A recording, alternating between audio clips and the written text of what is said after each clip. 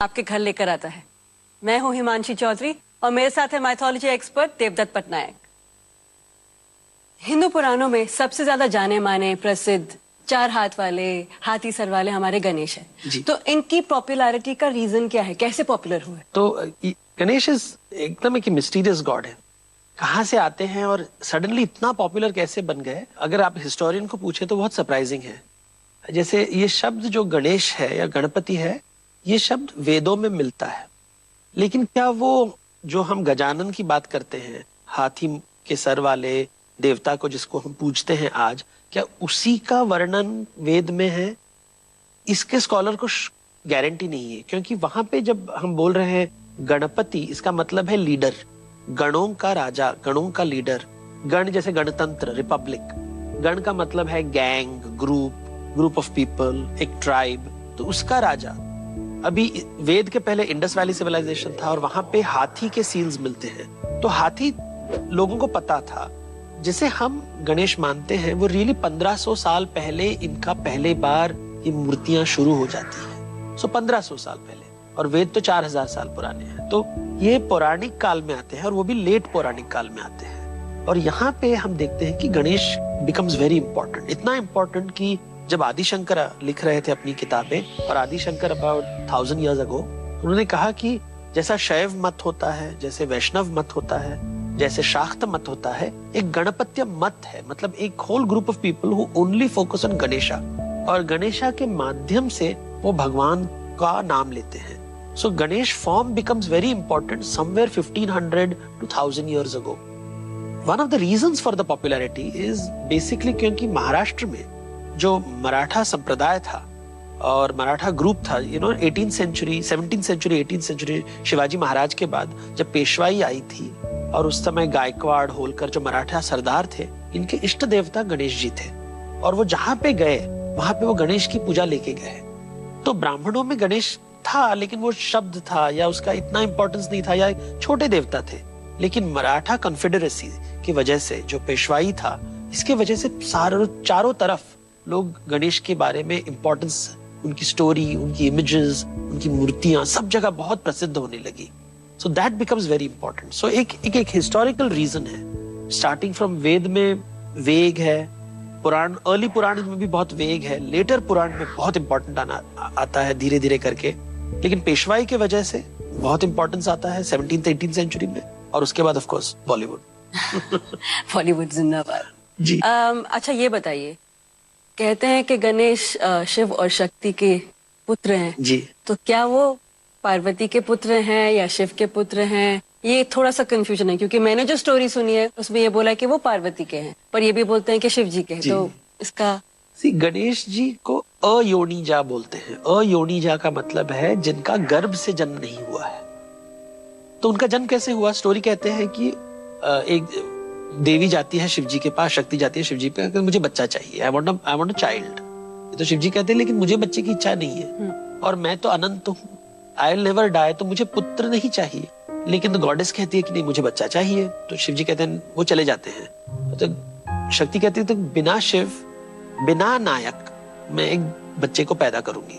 तो बिना नायक, विनायक। तो वो अपने शरीर के वो हल्दी लगाती है, और हल्दी को अपने शरीर में लगाती है, और जब साफ करती है और हल्दी को जब निकालती है, जो हल्दी कलेक्ट होता है, जो स्क्रैपिंग्स कलेक्ट होता है, उससे वो एक डॉल बनाती है, सुंदर सा एक डॉल बनाती है, और उसमें उसने प्राण प्रतिष्ठा करती है, और विनायक का जन्म होता है। और वो विनायक को कहता है कि तुम मेरे जो गुफा है उसको प्रोटेक्ट कर और सेव कर, और तुम यहाँ पे बैठ। तो शिव जी जब आते हैं तो कहते हैं कि मुझे शक्ति से मिलना है, वो अपनी पत्नी से मिलना चाहते हैं, और वो विनायक को पहचानते नहीं है कि कौन है ये। तो विनायक कहते हैं कोई खबरदार, कोई अंदर नहीं जा सकता है। तो उन दोनों में मतभेद हो जाता है, देयर इज अ वॉर, एक फाइट होता है, और शिव जी अपना त्रिशूल निकाल के उनका सर काट देते हैं। He is very powerful. And then Shakti आके रोने लगती है कि आपने मेरे बेटे को मार डाला। तो शिव जी कहते हैं कहाँ से बेटा आया है? तो अयोनिजा है। उसने कहा कि मुझे आपकी मदद नहीं चाहिए बच्चा पैदा करने के लिए, I can produce it on my own. तो प्रकृति अपना स्ट्रेंथ दिखाती है कि मुझे देवताओं की जरूरत नहीं है। Nature does not want gods, I can create children on my own. अगर आप नहीं दे रहे हो मैं खुद बना लूंगी। लेकिन आपने उसको मारा कैसे? वो भड़क जाती है और बहुत ही उग्र रूप लेती है। तो उसको मनाने के लिए शिव जी कहते हैं कि ठीक है, इसको मैं प्राण प्रतिष्ठा देता हूँ, वापस प्राण दूंगा, लेकिन उसके लिए एक नया सर चाहिए, क्योंकि सर तो मैंने काट दिया है।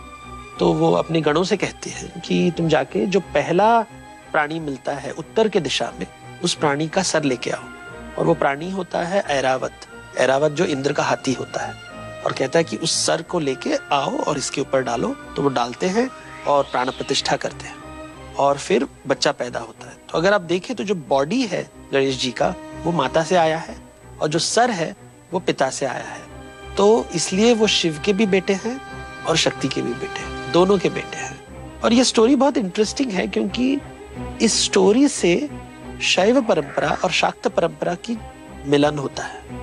ये दो सेपरेट परंपरा थे और सडनली ये ज्वाइन होते हैं, क्योंकि गणेश के वजह से दो चीज हो रही है। जो उग्र काली है वो गौरी का रूप लेती है, मतलब बहुत ही शांता दुर्गा का रूप लेती है, शी बिकम्स डोमेस्टिक।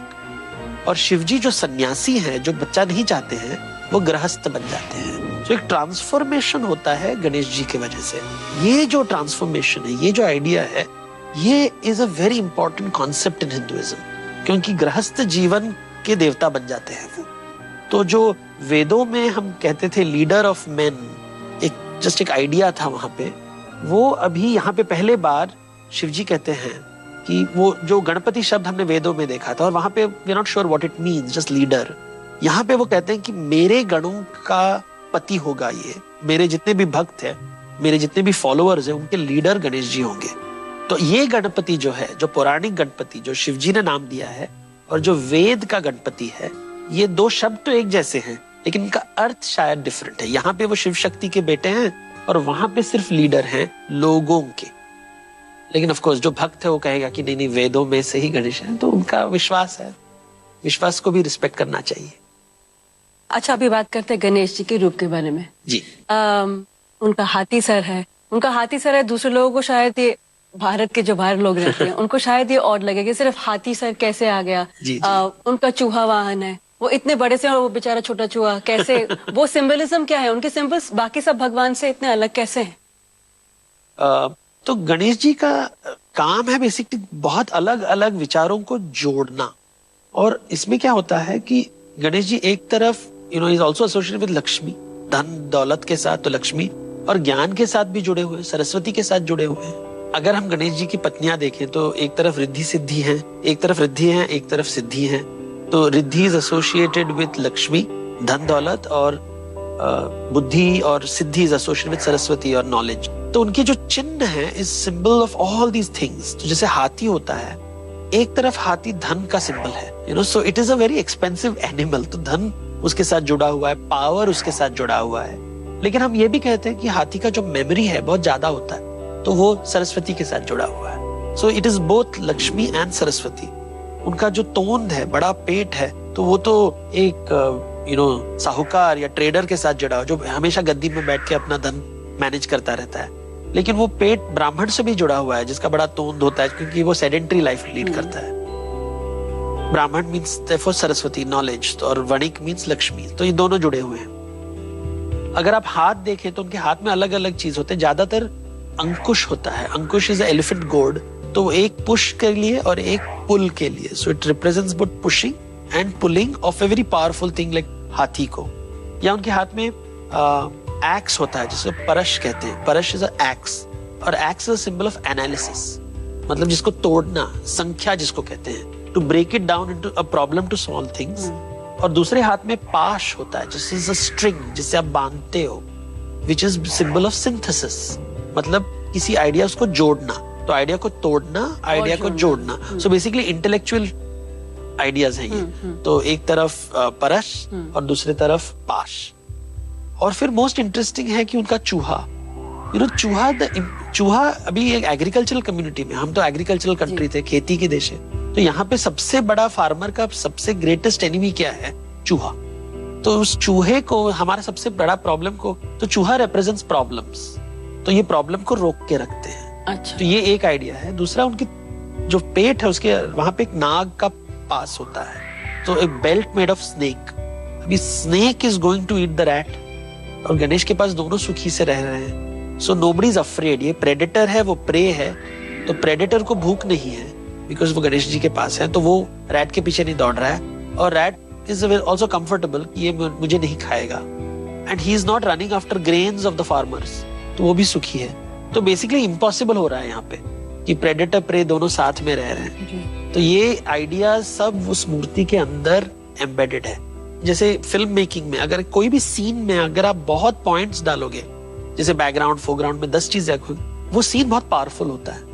वैसे इमेज में अगर आप बहुत सिंबल्स डालोगे और उसके हर सिंबल के ऊपर रहस्य के अंदर रहस्य होगा, वो सिंबल बहुत पावरफुल होता है। क्योंकि हम जब देखते हैं, जैसे वर्क ऑफ आर्ट को देखते हैं, तो हमारे मन में बहुत विचार आते हैं। तो Ganesh is that kind of a symbol. जितने भी देवी देवताएं हैं हमारे हिंदू परंपराओं में, उनमें से गणेश में सबसे ज्यादा सिंबल्स हैं, एंड इसलिए इनके इतने अनेक रूप होते हैं। हर भक्त अपने रूप से गणेश को बनाता है।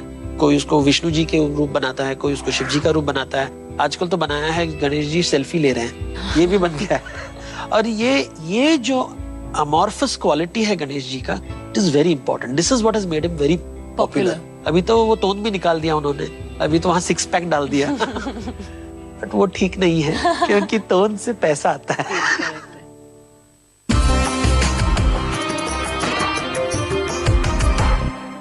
एपिक के 10 में आज हमारा सलाम 1947 से पहले